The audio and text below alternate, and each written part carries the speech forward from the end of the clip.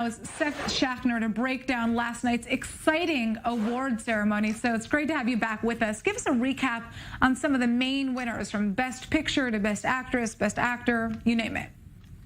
Sure, great to be here again. Definitely there was a bunch of firsts last night, very unique ceremony. But I think, Nomadland was for sure probably the biggest winner.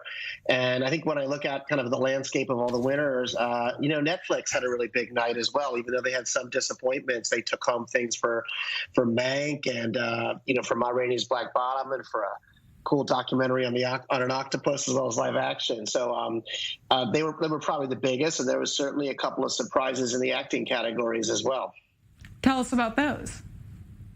Well, I think everyone was expecting, to see in the Best Actress category. It was very, very close, but Viola Davis was, I think, really the one that sort of a lot of the betting money was on, and I think the result with Frances McDormand.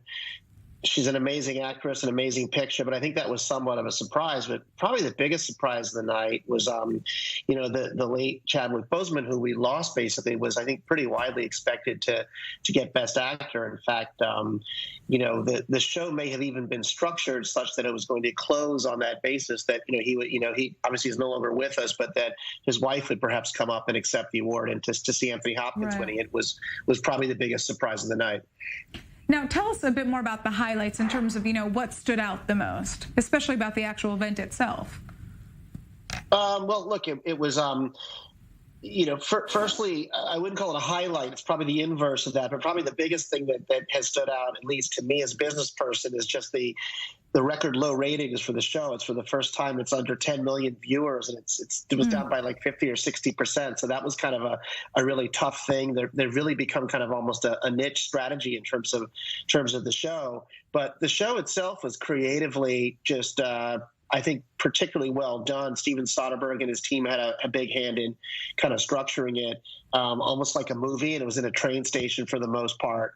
So that really stuck out. I mean, usually we have, all the songs that had been nominated for live, for the music awards weren't performed live. They were done in the pre-show. And I think that probably hurt the show's ratings as well. Right. And I think, there wasn't a host either. So I think maybe for the next rev of this, I would think the producers will probably looking at going back to some of the traditional means of doing the show just to get audiences back.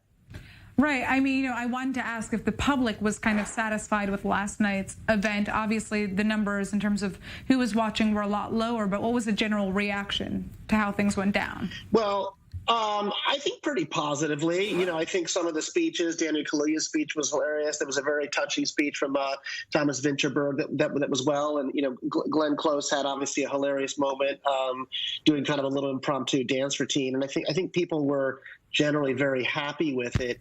But, I think the real thing is just in the broad strokes, they're fighting a lot of indifference in terms of having people pay attention to it. To see something as big as the Oscars getting smaller and smaller is kind of a tough thing to handle. So I don't think anyone was unhappy, but I think probably keeping people interested in the idea of the Oscars and watching it is probably a key thing for the future. Right. Well, why do you think that's the case? Are there any kind of ideas of what can be attributed to that lack of viewership?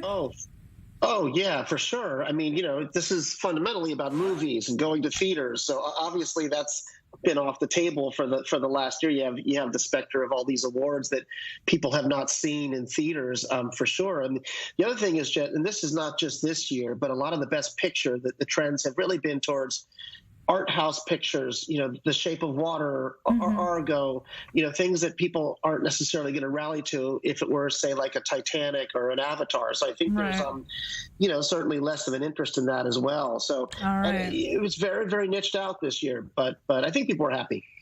All right, Seth, thank you so much for that quick recap.